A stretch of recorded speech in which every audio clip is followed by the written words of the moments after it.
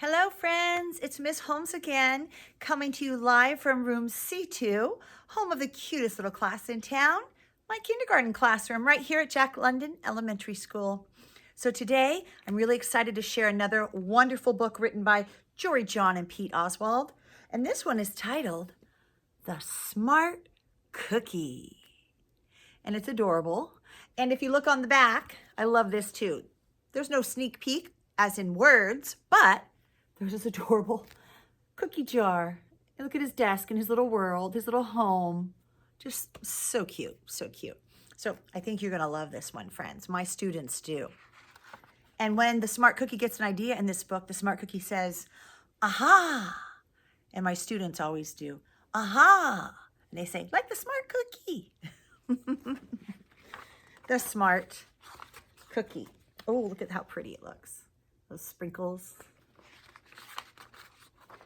The Smart Cookie by Jory, John, and Pete Oswald, sitting inside of his cookie jar. Greetings. I'm a cookie. I live in a bakery on a street corner near a river. Come on in. Cute little bakery. Welcome to our little community. It's a warm and supportive place to spend some time. Pretty fantastic, eh? And look at all the wonderful treats that are living at the bakery with him. The croissants, the baguettes, the donuts, the pretzels, oh, the pies. Look at it all. These days, life is sweet, but my journey wasn't always a cakewalk. When I was younger, I couldn't have imagined fitting in here. For a long time, I didn't feel comfortable speaking up or sharing my ideas. I didn't feel like a smart cookie.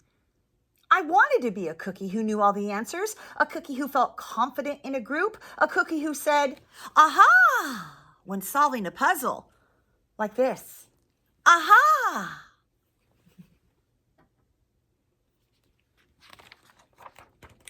Looking back, I had some trouble in my early days.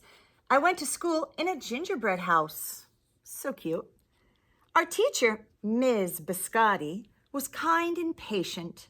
When I arrived each morning, she'd wave at me and smile. But I didn't get the best grades. And I never raised my hand because I couldn't think of the answers as fast as the others. And I was the last to finish most tests.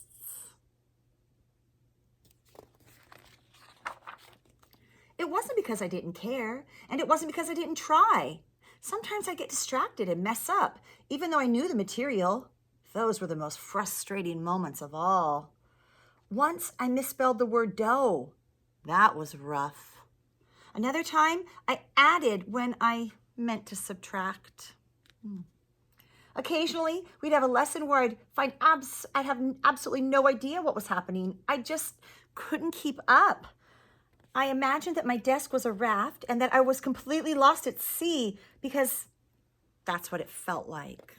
Oh, poor guy. At night, I slept in a cookie jar. I had about 6 dozen roommates. Yes, it looks very full in there. And they're saying, move, you move. No, you move. No, you move. No, you move. That'd be rough. I'd stay awake and I'd stare out the window and I'd worry. And it went this way day after day after day. But then something happened that changed everything. It all started with a homework assignment. Ms. Biscotti requested our attention one afternoon. Tonight, I would like you to create something completely original, she announced. It can be anything you want. Please bring it to class tomorrow. That was it. There was no further instructions. Ms. Biscotti winked at me as I gathered my belongings. I felt like I had a million butterflies in my stomach. Create anything? Something original? Due tomorrow? Gulp. Yeah. What's he gonna do?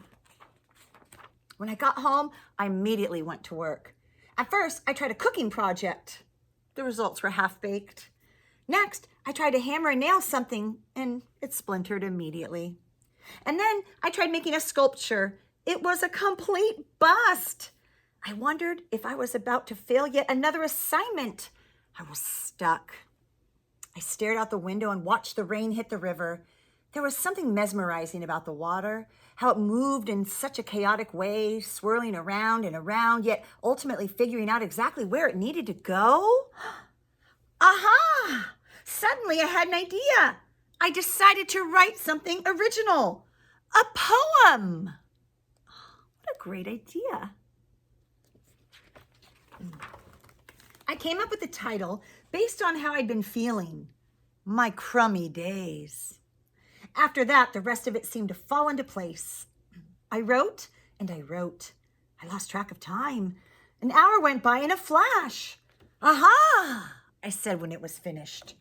I couldn't sleep that night, but it wasn't because I was worried. It was because I was excited. I felt like I'd really accomplished something. I felt smart.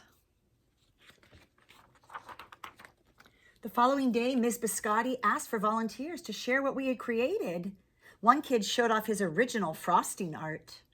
Another kid revealed her sprinkle distribution machine. Ooh, that looks fun. It was neat seeing how everyone was good at such different things. Oh, look at the croissant. He's performing a science experiment. Finally, Ms. Biscotti turned to me.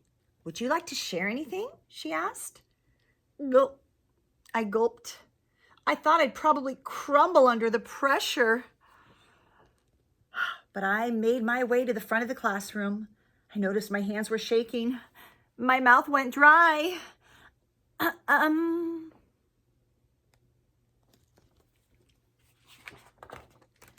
This poem is called My Crummy Days, I said, my voice cracking, and then I read it aloud. As I spoke, I noticed some kids nodding at certain lines, and other kids laughed at parts that were supposed to be funny.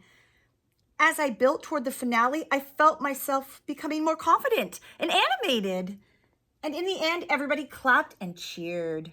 I promise you this, I'll never, ever forget it. Miss Biscotti was beaming. No one but you could have written that poem, she said. It was completely original. Aha! I had done it. I had created something and shared it with the world. Well, my world at least. The rest of the day was a blur. By recess, I was already planning my next poem. I would call it My Sweet Morning. Aha! I thought when I came up with the title. Later that afternoon, Ms. Biscotti handed me a note. It said that I should keep on writing no matter what. That meant so much to me.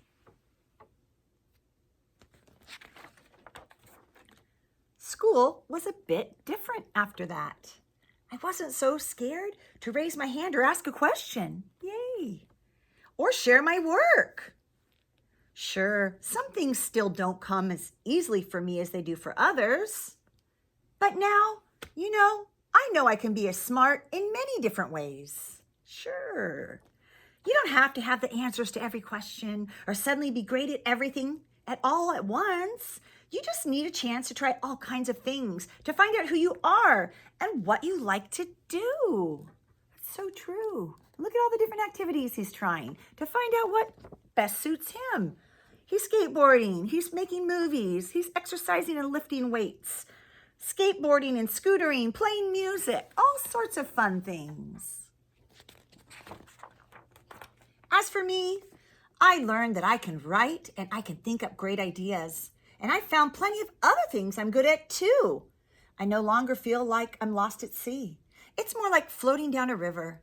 And the best part is there's always more to learn. And here he is at poetry night because we're all smart cookies.